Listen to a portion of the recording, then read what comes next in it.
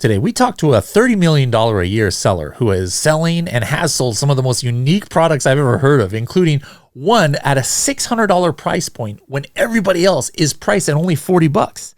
How cool is that? Pretty cool, I think.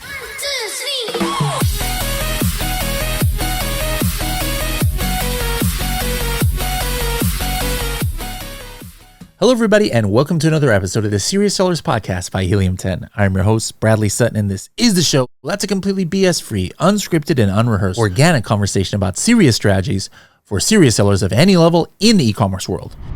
In my travels recently, one of the things I like about going to conferences, and it's what I always tell people about too, is that you can meet different people, network with people, and find out about their story, and that's kind of like how I structure this whole podcast. But then I actually did that recently at Amazon Accelerate. And I'm glad I did it because I'm glad I did it as in I went to this one mixer that they organized. And at first I was like, oh man, I was so drained after that day. And I'm like, oh man, it's gonna be a crowded place. I don't like to be in crowded places, but you know what?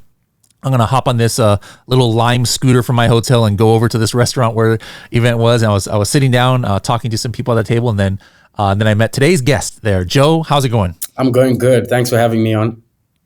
Awesome. Now, you said you're in Vegas right now, right? Yes, we're in Las Vegas, Nevada. Now, that's not a typical Vegas accent you've got. So where were you born and raised?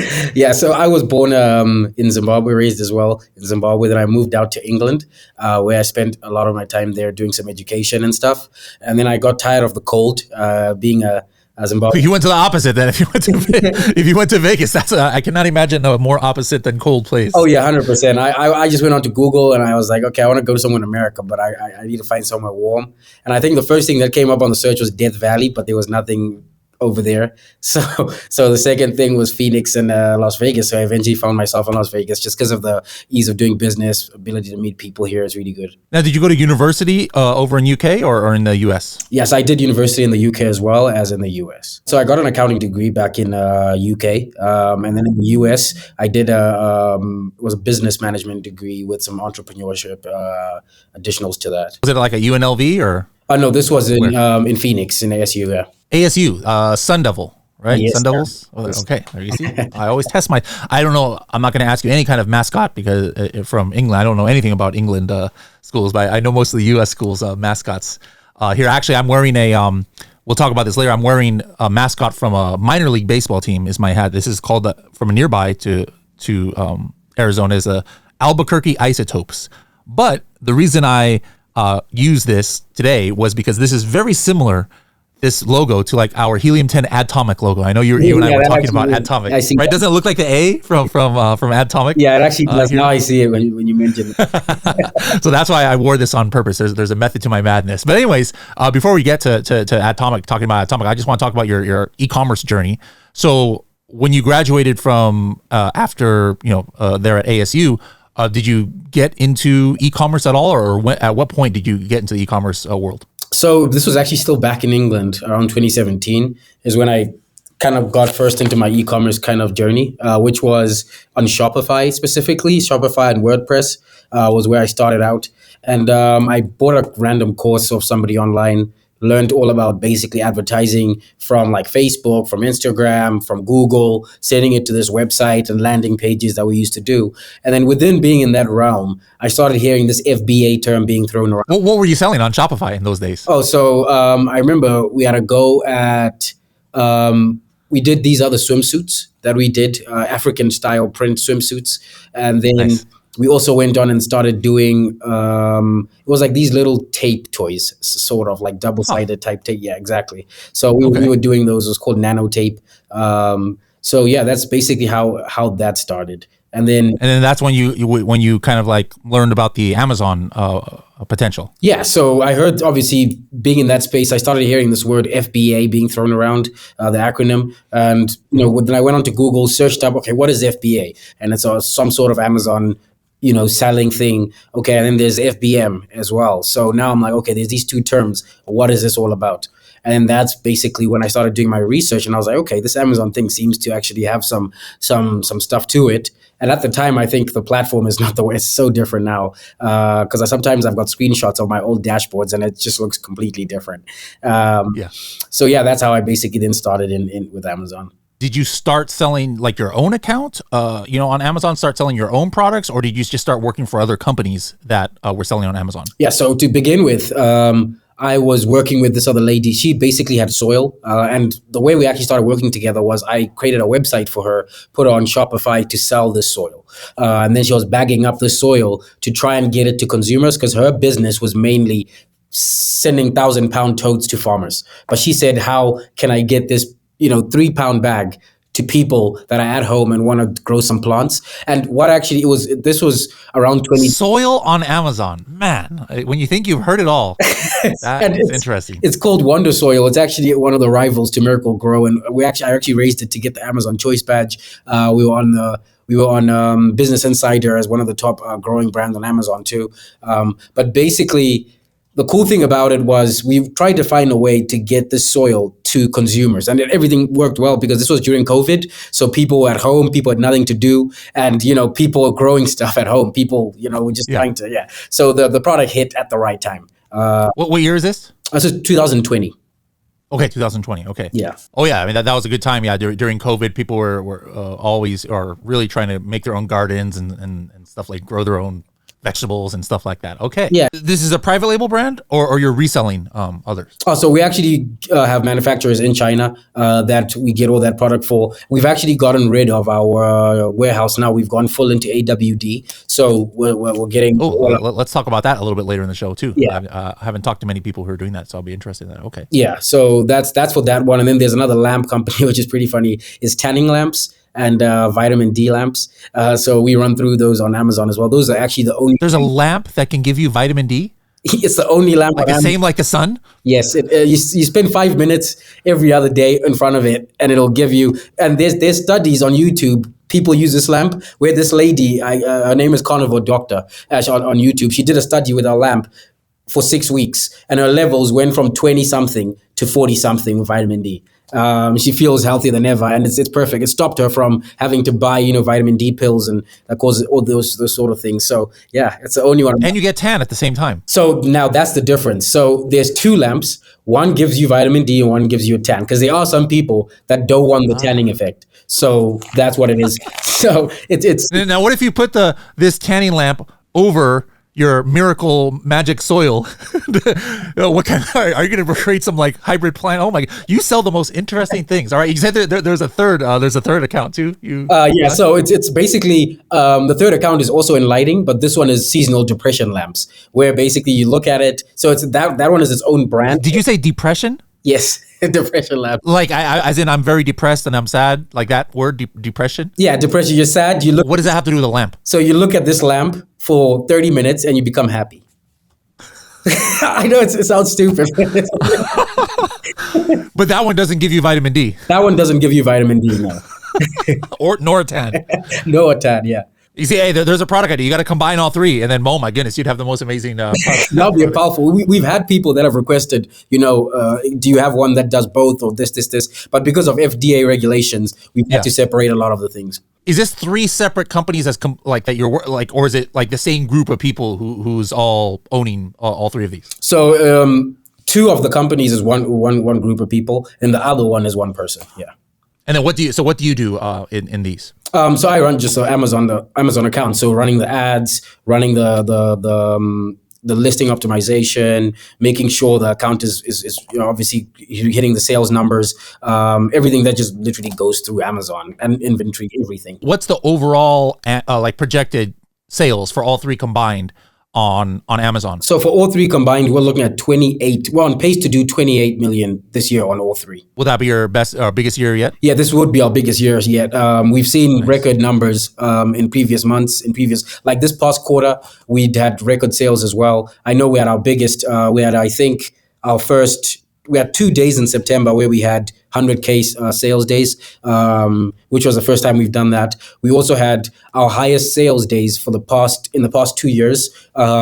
9 of those days in our top 10 sales were all in September. So we've had record sales, especially Q3 was really, really amazing. I think we were up about 800K across the board in Q3 alone. So we're on pace to do a really good year, and it sets us up for. Our plan is to do a 2.5 million month at least once this year. in total. Nice. And that will set us up for a run rate for next year. We want to push over to that 30 million stage. If you're like me, maybe you were intimidated about learning how to do Amazon PPC. Or maybe you think you just don't have the hours and hours that it takes to download and sort through all of those sponsored ads reports that Amazon produces for you. Adtomic for me allowed me to learn PPC for the first time, and now I'm managing over 150 PPC campaigns across all of my accounts in only 2 hours a week. Find out how Adtomic can help you level up your PPC game. Visit h10.me/Adtomic for more information. That's h10.me/ADTOMIC. I'm just curious before we get into some more details about like your advertising, because I know that's one of the things that is your specialty. These lamps that you're doing, like, were these kind of like inventions, or there was an existing market of vitamin D lamps, or an existing market of lamps that make you happy? Like, was that an existing keyword, or is this something that you guys invented and kind of like created the demand for? So it's actually crazy you say that, is because the first vitamin D lamp started in 1924. It was a guy by Dr. Spurty is his name. He's the guy who made it. He invented it, and he started selling it throughout the U.S. It was a company in Kentucky, but he was just selling it out of his own like little warehouse. And then eventually he got old, and then sold off the business. And then basically that's where we put it online to run it through Amazon. And we first were going like for example the vitamin D one. It's the only lamp that's there. The only competition are these vitamin D pills that you'll see on Amazon, but our price point for the lamp is like $5.99, and we're competing against people that can buy, a bottle for $4, $5 on Amazon. So it's been a pretty interesting game, but it moves on Amazon. What's the price of the product you said? $5.99. $599? $599, yeah. Wow. I'm trying to look for it on Amazon right now. What's the brand name called? Spurty, SPERTI, and then you'll see vitamin D. We got to show the audience this. Okay. Oh my goodness gracious. Here it is. Hold on. This is incredible. All right. That's it. And it's right. That's the first one that's popped up against our competition. All those are competitors on the right. So 500 and Spurty. So that was what the doctor's name was who Dr. Spurty, that was his name, yeah. There was already demand for this out there. Oh, because if you think about it, vitamin D pills are basically the same target market as us. Yeah. So it's just This is just a non-invasive way that you buy and you keep this for a very, very long time. So that's that. So something interesting as you go through this listing, you're not going to see the word vitamin D anywhere on the listing. And you'll notice our carousel images, our images on there, we have our box images because Amazon actually took us down because our lamp has the word vitamin D on it. Yeah. I see it in the video there. So you don't have vitamin D anywhere in there, but you probably got indexed for the keyword by Amazon. Exactly. So that's why we use UVB, which is basically the term for vitamin D. So Amazon is not allowing us to use it, even though we're FDA approved and everything. Amazon is just not letting us go for that. I see some of your main keywords. Yeah, vitamin D lamp. Oh yeah, we can use them in the back search line. Tanning lamp, vitamin D light, vitamin D therapy lamp, vitamin D light therapy. Now, I'm just curious. I don't talk very often with people who have this high price point. What is different about having a product that's in the hundreds of dollars? Like, do you approach advertising differently? Because it's not like you might now, you might get 100 clicks with no sale, but still you just get the 101st click. Now, all of a sudden that's $600 of revenue. So like, how is it different with something like this compared to your other products, which I'm assuming is like more, regular pricing, like 10, 20, $30. So the cool thing about it is that across all the catalog that I run, I have products starting at like $5 all the way to this one that is $5.99. So so the landscape with this one is totally different. Like you said, you can set up an ad, you'll get 50 clicks at a $1.20 CPC, and based on our margins, we're still clean on if we get one sale, we profit. So the cool thing about it is you just have to be a bit more patient. However, because we have such kind of, should I say, a big space for those clicks, it allows us to test a lot of keywords in the space. And we really kind of exhaust any keyword that's there without having to really be careful. Unlike if I was selling a smaller, a less priced product, I can't just throw in all the keywords and just, it'll it'll go crazy if it's like a $6 product. So with this, it gives me that comfortability to go out and bid higher. And also it allows me to like I said, like if you saw on that page where you searched, my competition were those pill bottles that are like $5, $6, $7. Yeah. So I can bid above all of those guys. So I ensure that every time you search the keyword, I'm going to be first, because there's no way they're going to bid the same amount of dollars I'm going to bid, because their price points are different. Yeah. However, interesting. They can take a loss on a sale because they have repeat products. So people finish that bottle, they come back and buy another.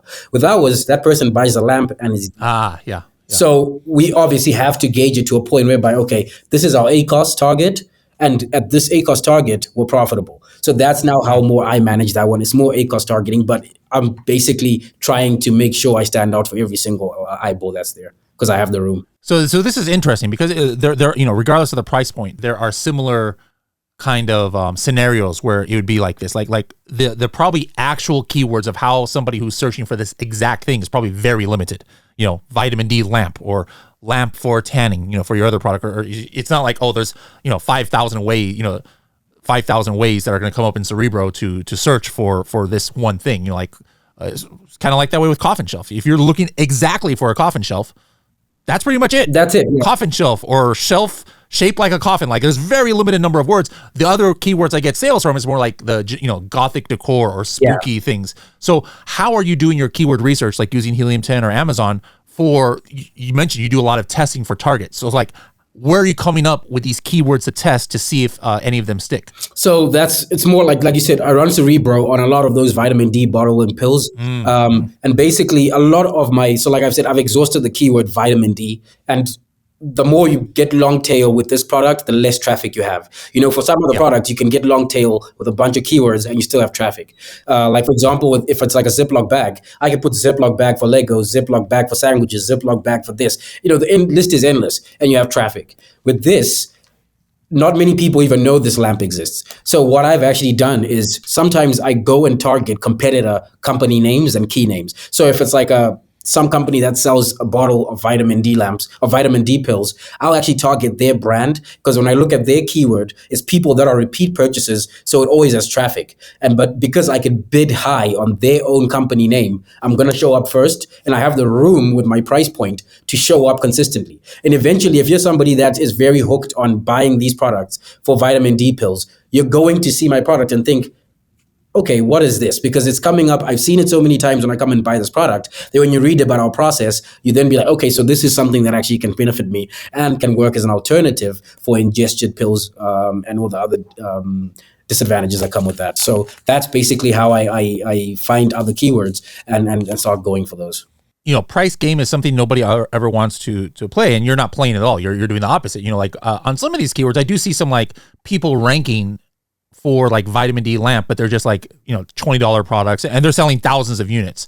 But then are you going after those people too? Like the people who are going after that, or how do you still get sales when people can technically get something 1/10 the price?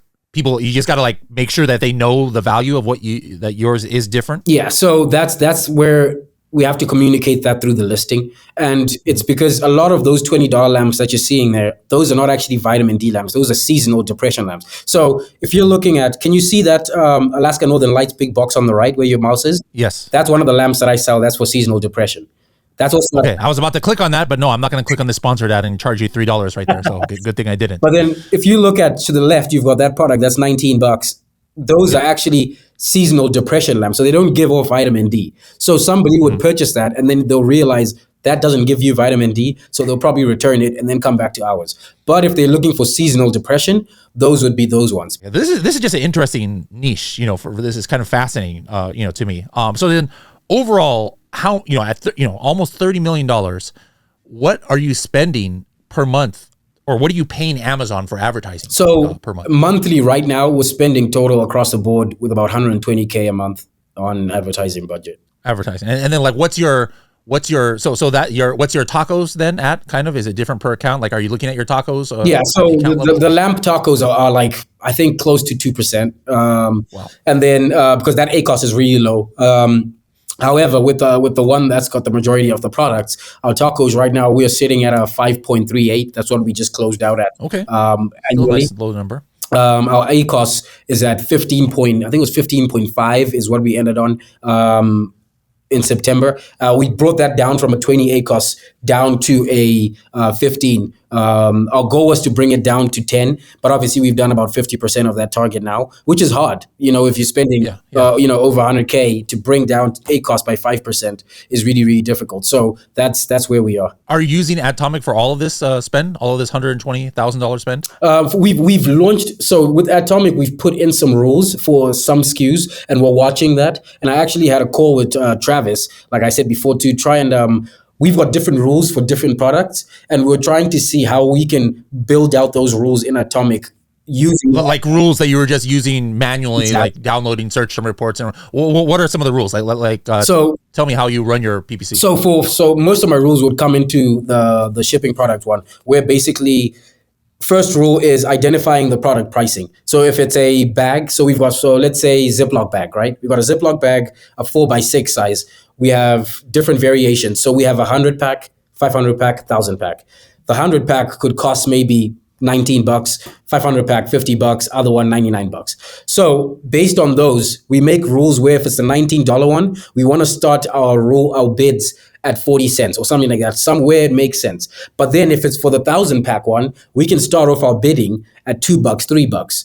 And that's because if somebody then buys it, it's $99. So it's more of guiding based on that price threshold of the product and getting that rule in. And then as we keep going, we want to make sure that if it's not getting any spend after 2 weeks, it'll look back and add 10 cents to it. If it's getting too many clicks, and if it gets like 10 clicks at that price, at that 44 cents, 40 cents, and no sales, it'll dial it back by 5 cents or something like that, just to start, bringing it back to see what we can get. So those are. So then instead of basing your rules in Adtomic, like necessarily on ACoS, you're like doing it on the performance, like clicks and are you doing impressions at all, or just mainly clicks or spend or what? Mainly clicks and then sales. What about your keyword harvesting? Did you set up any keyword harvesting rules on your auto or broad campaigns? Yes. And what's your thresholds there?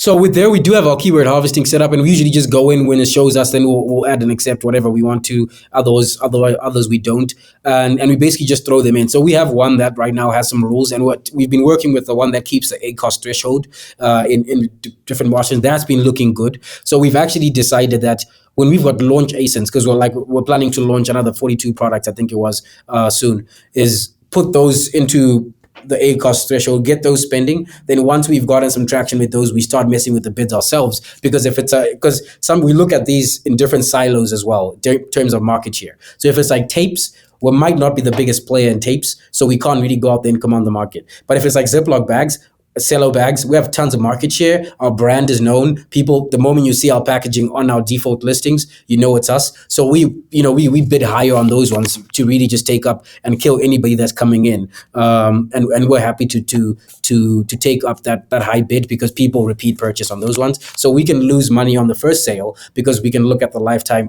value of those customers, and it makes sense. How many different targeting types are you doing per product? For me, sometimes I'll have 3 main keyword ones at least, obviously to start, because then I'll cap it and start new ones. But I'll have an exact, like Adtomic calls a performance campaign. I'll have a broad campaign with broad targets. I'll have an auto. But then I'll also a lot of times have an ASIN targeting campaign, product targeting campaign. I'll also do a sponsored display campaign. I might do 2 video campaigns, like a keyword video campaign, an ASIN video campaign.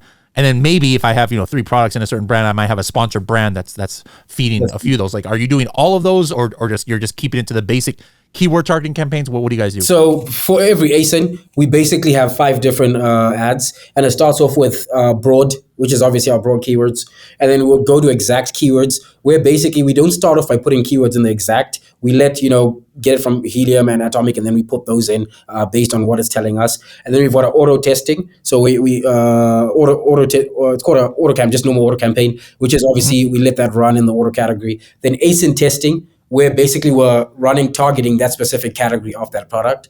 And the cool thing about those ASIN testing is it helps us identify new markets. So let's say we have a variation in poly and plastic packaging, and let's say this product is sitting at number 2. we might actually take that product, and then let's say we have other products that are like 3, 4, 5, 6 in that category. We might take the number 2 product and move it to mailbags.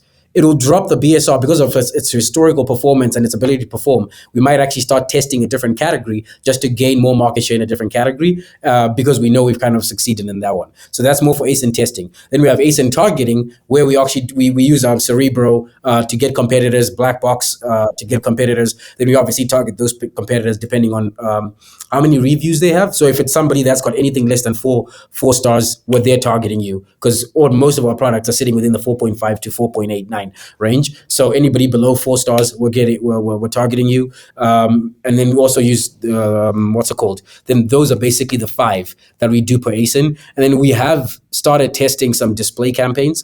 We had VCPM running, which was a waste of money, really. It was just the attribution was wrong. So what we're doing now is some display campaigns to actually do some retargeting. And basically, that's what we've got started going. We haven't done much sponsored brands. Things have just really been working in sponsored product for us. Or the auto and maybe broad campaigns, did you set any Adtomic rules as far as when to suggest to negative match or like a poor performing search term? Or how are you managing the spend on your auto campaigns? Because, you know, sometimes if you just let Amazon do what they want, they'll just show you for all kinds of crazy stuff and they don't care about how much your spend is. So what are you doing to keep your auto campaigns under control? Yeah, so what we basically do, obviously we have the loose, you select the loose, substitute, complements and all that type of stuff. We have those like basic keyword rules that we set our bids at, and we do that based on our pricing. So depending on the product's price, we'll add in those rules. And then basically when Adtomic starts showing whatever negative is in there, we'll go in and either accept the negative or reject it. And I remember, I don't know if it was Travis who told me, we don't want to, is it reject the negative or something? Because it'll completely kind of block it out forever or something like that in Adtomic if you were to do that on a negative. I think it was if you fully approve a negative.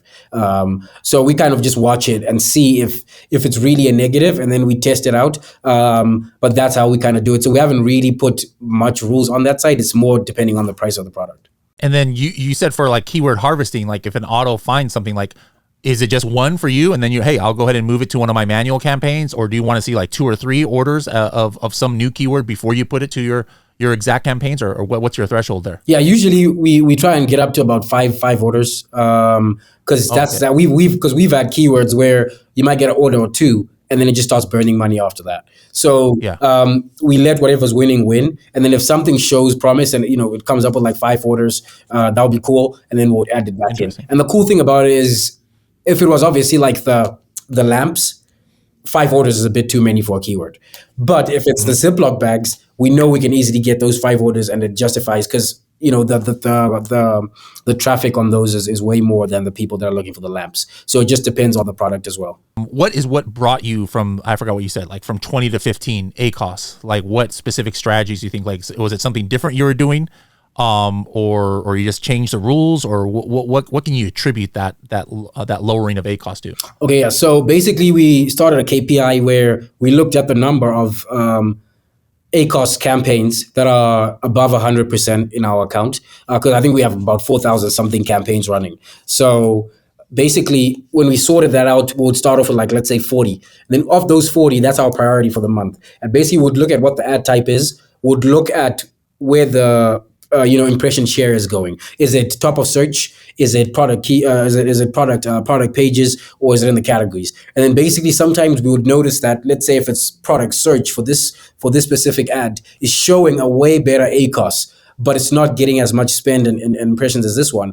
But you know, the product page is just spending money. So what we'll do is we'll change the percentage on the impression share to show more on that specific placement that's actually performing the best. And what we realized is a lot of our ACoS started just, you know, dropping for those campaigns where we doubled down. Yes, it might not spend as much, you might not as much traffic, but if our ACoS drops, you know, by 50% on that campaign, that's a win. So that's what we're doing. And then sometimes it's actually where you're getting a bunch of sales at like 60, 70% ACoS from top of search, but this product page placement is at 20% ACoS, but it's not getting as much spend. So now we'll move our spend and our impression share more on that product page and reduce the top of search. Even though it cancels out some sales, the profitability of investing in that product placement on the product pages makes more sense. So that's how we've been kind of juggling the placements, and it's been helping really, really well to cut ACoS. When you launch new products, what's your strategy? Is it strictly, I mean, like, do you have this big audience that you're able to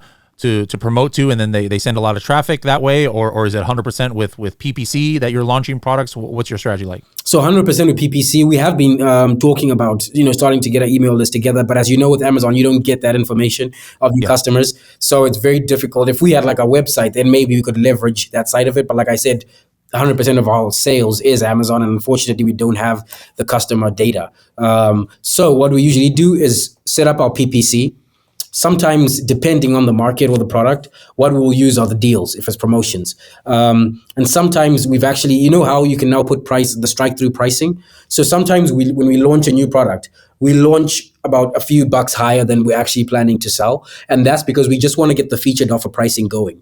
And then once the featured offer has registered onto Amazon, we'll set a strike-through price at the intended selling price that we want to. And then we'll pump up our PPC. Why? Because now our product is showing amongst everybody else to have this discount of like 20% or whatever it is. And that increases our conversion rate because obviously people are seeing this discount. And then sometimes you might actually get the badge that says lowest price in 30 days. And on a new launch, that helps quite a lot. And basically that's what we do. Then we start pumping PPC. And then once that ends, we actually noticed with another product where we were averaging about, I think it was 0.78 run rate, so which is basically close to a sale a day on that product at $24. We raised the price to $28 so that we could, make a strike through at 24. And then at the end of the strike through, because after 30 days, when you set the strike through, it stops the deal. We actually realized that our run rate went to 0.68 at $28. So we started noticing that the difference in sales were not actually bad from the price going back to $4. That's because we just had forgotten to change it back to that 24. So it actually helped us realize, like, wait, we were still selling at that $28. So now we just drop it back. And when we drop it back to 24 with that strike through, it just increases the sales and obviously the conversion rate and the ACoS, which allows us more dollars to spend on that product. Before you switched to AWD, what did you guys have your own warehouse? Did you have multiple 3PLs, one 3PL? What were you doing? So we had our own warehouse, and basically, obviously, we're shipping it from China to our warehouse, and then from our warehouse to Amazon. And then basically with AWD, and the fees just got out of hand. It kind of priced us out of obviously doing that route, which is why we went with AWD. And it's kind of been our first kind of the new fees you're talking about, like the inbound inventory placement fees and things like that. All that type of stuff. Yeah, it kind of really hit us hard. So we realized, and we priced everything up, and so it's way more lucrative to go with AWD. And you have to have. Is that AGL too, or just like, are you actually having Amazon ship from China, or you're shipping it into AWD? We're shipping it into AWD. Right now, we haven't fully gone into Amazon shipping it from China, but we're shipping it into AWD. And that's basically where we just noticed that economics wise, it just made way more sense to go with AWD. So we took that big step of obviously getting away with our warehouse and now just sending product into AWD. How big was your warehouse? It was pretty big. I don't know how many square feet on the top of my head. Do you know how much it costs per month about? Yeah, it was close to about, I think it was like 25 grand. Oh my god, yeah. So we're talking, probably 20,000 square feet or above. There in Vegas? Yeah, it was pretty big. And then how many full-time employees had to run it? So we had 4 people there. And then now you had to let them go after yeah. you close the warehouse? So then it's not just $25,000 a month, but then the probably another $10,000 of salary you're saving. Yeah. So there's a big saving when you look at it compared to everything. And we've kept one person, I think it was, that we basically helps us with inventory forecasting and just helping manage kind of the inventory side of AWD. Because right now we've moved into AWD, but some issues we've had with AWD is when FBA goes out of stock, there's like a 2-week period we've seen that it takes for that transfer of inventory to go into FBA. And that's because AWD hasn't learned our sell-through rates yet. So right now, for example, you can't control that at all? Like you can't just force AWD to say, hey, I know I'm going to sell more, send more to FBA. Like you have to wait for them to be able to see it? Yeah, so you can manually send more, but because we have a catalog of 900 products, it'll be very tenacious to look at FBA for all these products and then go to AWD and manually click one. So what we've done is we put the auto replenishment, but because Amazon hasn't learned our products yet, literally we had a product that had a sell-through rate of, I think it'll go through about 300, 400 products a month. We ran out of that product, and AWD transferred 10 units to FBA. And it took 2 weeks to get those 10 units, and those sold out within a day. So it was just the worst. And the worst. I got to start you on Helium 10 inventory management, because Helium 10 inventory management is created for people who have 3PLs, and then we tell you, all right, set up a new shipment. But theoretically, somebody just asked me this the other day, we don't integrate yet with AWD. I know that's on the roadmap, but then basically AWD is just like a third-party warehouse. Exactly. Like, you know how much inventory is there, so you put the number in, then you know what, Helium 10 knows what your inventory is in Amazon.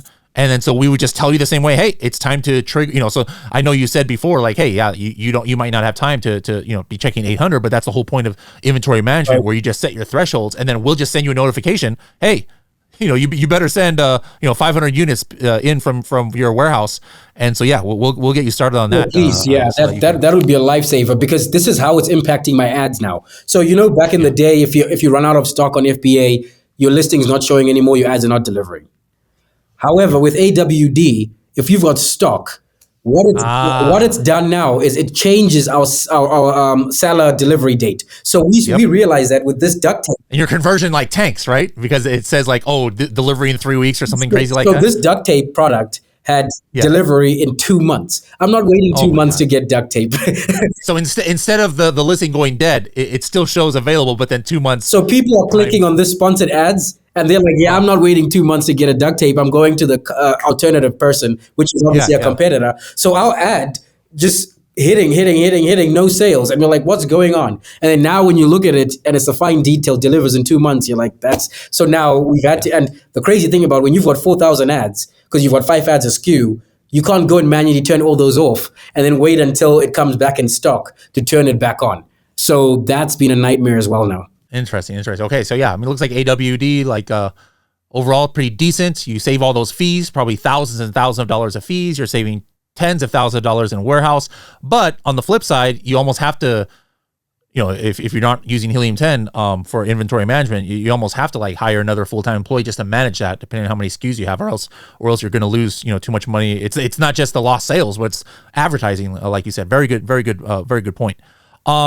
If I were to ask you, like, all right, hey, end of the day, not everybody can have a business that does 30 million a year. What has set you guys apart? Obviously, you have some cool patent and some product, for one of them that nobody else can get, that's been around since 1920. But it's anybody, I'm sure there's billions of or millions of businesses that were made a century ago that technically you could sell, but that doesn't mean you're going to be a $30 million seller. Right. So what sets you guys apart, would you say? I think it's that consistency and never give up mentality when you start off a product, because a lot of things that I've seen with other sellers is they're quick to write off a product because they're not profitable with it within the first kind of initial launch phase. And what I've noticed is we stick out with the product, and our launches are in strategies here. So we start off with a launch. So let's say we're doing zip bags, right? And we have these zip bags, they're heavy duty, so it's 4 mil size. When we start off with a zip bag, we're happy to lose some money on that because we know it's repeat purchases.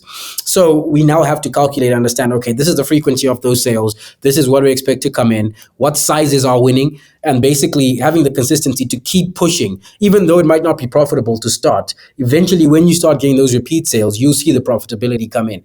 And that's where those products, when they start winning, you do the exact same thing with new launches. And it's like I said, that consistency to keep doing that with new launches and new launches and new launches has been a game changer. And then also just not being afraid to test Amazon. So, like I said, with our vitamin D one, we've thrown different keywords in there. We've thrown different words in there, even at times where you get delisted because Amazon said these things don't work, or you can't put that writing. So, but it's helped us push our listing and appear in different places. And we always do tracking to see if it's click-through rates, if it's the title. So for example, some of our titles have our brand name, which is Spartan Industrial. That's a pretty long brand name. And if you look at our a product of ours on mobile devices, our brand name takes up, should I say, 40% of the title. So a lot of our keywords and use cases don't actually show on mobile. So what we did test was removing the brand name and leading with the use cases and the product keywords. And it started converting better because nobody cared what our brand name was. Yeah. But if they're seeing that zip bag for Legos, for this, and it's heavy duty, and it's waterproof, that's what people want to see. And it increased our click-through rates, which increased our conversions as well. So stuff like that. And they're minute tests, but if you do that on a catalog And with products that are volume, it can be a massive scale. And when you realize that from a potential of, okay, we have 800 ASINs, 50% of them increase in conversion rates by just 10, 20%. I mean, in click-through rates, you're bringing in even way more traffic. And if you hold your conversion rates, that increases your sales without having to do any change in bids and anything like that. So those key changes allow you to save your dollars, but still gain on all that traffic. Now, if I were to ask you your favorite Helium 10 tool, is it Cerebro? Is it Adtomic? Is it Magnet? Chrome extension? What is it? I would say I love the Chrome extension because it helps me if I go onto a competitor straight away. I see what they're lacking. If they don't have 150 characters in their titles, if they don't have enough bullets, if they don't have enough images. So the moment I see a competitor that doesn't check all the boxes that the Helium tool shows, I'm targeting them. Why? Because if you look at my products, I have a 10, most optimized on your thing. Then at the same time, I look at keywords and it gives me a breakdown of how much revenue is in this keyword, how much revenue is in this industry. So before we go launch, a specific product, like we were launching an anti-slip tape because we want to add to our slip ranges, our tape ranges. So just looking at that, you look at that keyword anti-slip tape, it brings in 600 million a month from all these different competitors. Now I can run those competitors through black box. And I love black box as well because it helps me really fine tune what I'm targeting and who I'm looking for. So I can say they get X amount of revenue monthly with X amount of reviews. Like I said, if they have anything below 4, black box shows me those people. Those are easy people I can add to my product targeting campaigns. And I know because our listings are optimized, we'll easily take some sales from those people. So I would say the listing black box and also the Chrome extension would be my 2 favorite. All right. If anybody wants to, find you on the interwebs out there, like on LinkedIn or somewhere, like you open to saying how they can find you guys out there? Oh, yes, of course. On LinkedIn, obviously, it's just Joe Sananga, my name. And then on Instagram, it's j.sananga, which is my last name, Sanhanga. And that's mostly where I am on social media. But any questions or whatever on LinkedIn, you can just pop it in and I'll try and help where I can. Awesome. Well, thank you so much for coming on the show and hope to see you at an upcoming event soon then.